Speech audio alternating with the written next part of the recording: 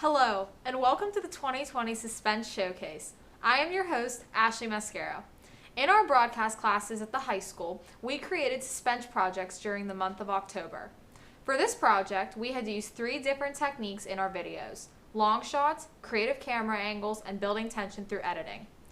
Throughout the show today, I am going to share with you 3 different scenes that showcase each technique, as well as a project that incorporates all 3 techniques.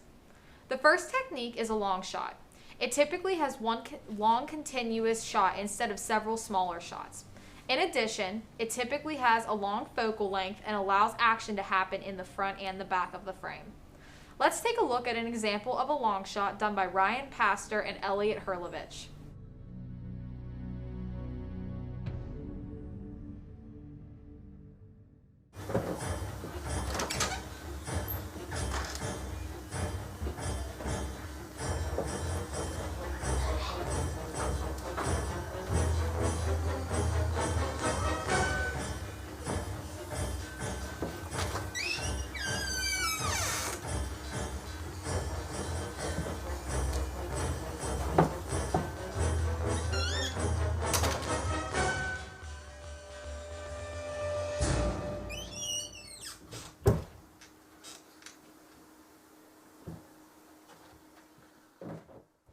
Joining me today is Ryan Pastor, who was involved in creating the long shot video.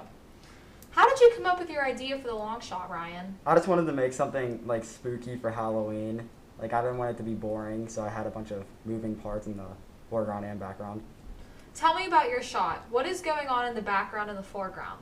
There's just like a bunch of people moving, like the intruder running from the back of the frame to the front, and then the house owner just going from room to room. Thank you for joining me, Ryan. Wow, what a great video that was. The next technique used is creative camera angles. These can include low angles, high angles, close-ups, and point of views. By putting these different types of shots together, a new feel is created, making the audience feel uncomfortable or uneasy by changing their normal perspective. Let's watch an example of creative camera angles done by myself and Isabel Guna.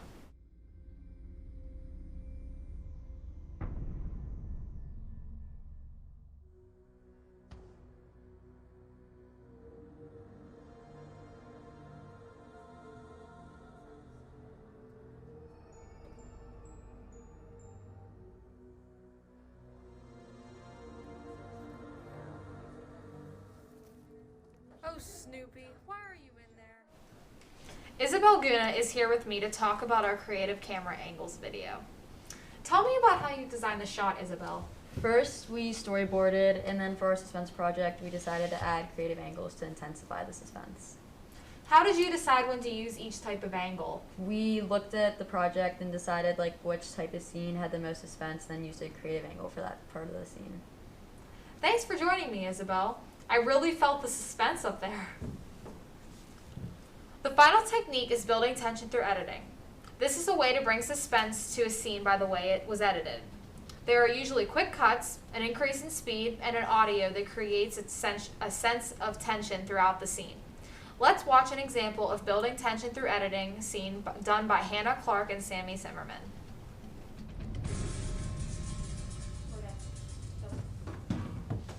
Good job, B. Thank you. 15. Run, Hannah, run. Run, run, run. 10.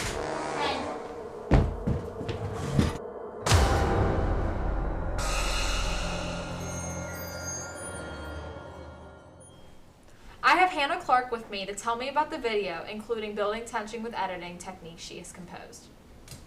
This technique seems to be the most difficult for students to use. Was this the case for you as well? It was at first, but we had some input from Mrs. Frick that gave us a good idea for our project.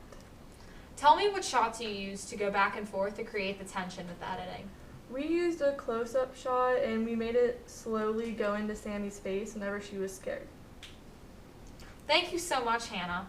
Oh my, there was so much tension in that video. Finally, all 3 techniques can be put together to create one whole suspense story. This is more difficult to complete because it uses a plot and all the techniques need to flow together. Here we have a suspense story called The Babysitter, done by Julianne May, Caroline May, and Brooke Hazard.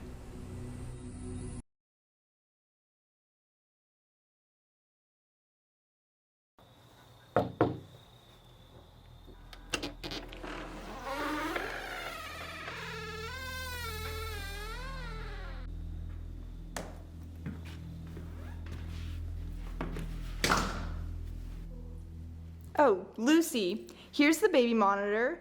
She should be sleeping. Just check on her every 20 to 30 minutes. And the room next to the baby is off limits.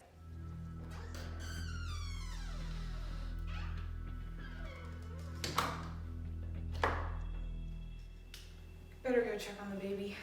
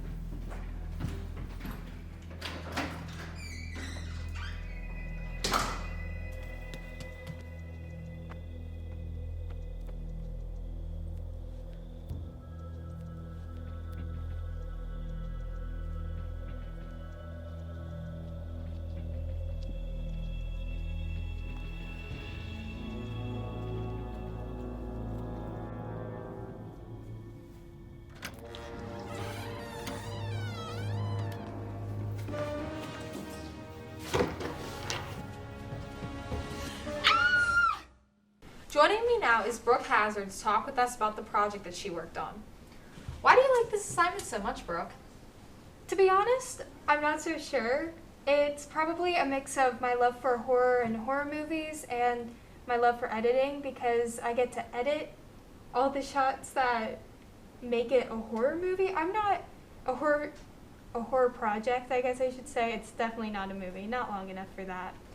But I guess that's why it's probably my favorite project. If you could do anything differently in the project, what would you do?